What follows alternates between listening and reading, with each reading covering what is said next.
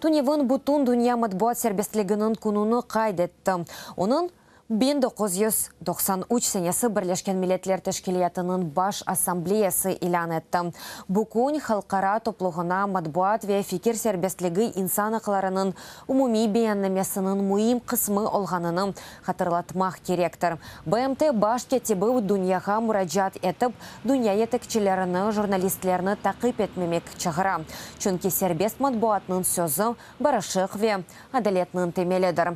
Қайдеткені кебі журналистлер ақиқатны білдірмек ве ялан малюматның тарқатылмасына ел бермемек үшін сықы сүретте өмірлеріні тәлікеге оғырай.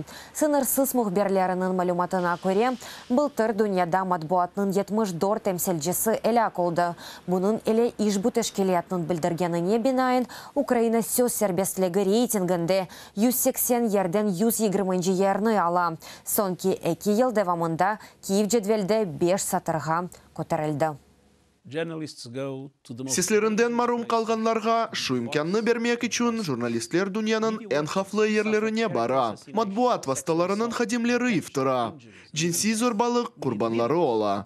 Оларны әсір етелер. Зарар кетіреве атта өлдірелер. Бұтын мемлекетінің етікчілері матбуат сербеслігіні құрмақ керектір. Бұсыз ялан малюматны тоқтатып оламамыз. Амма әрбіріміз де ақиқат аққыны құрчаламақ керекміз. Бүгін бұтын дүния матбуат сербеслігінің күнінде журналистлерінің тақыбыны тоқтатмаға чығырам. Чүнки матбуат сербеслігі әркес үшін барышық ве адалетінің олмасына ел бере. Біз журналистерні құрчаласақ, оларның сөзі бұл дүнияны деніштере білір.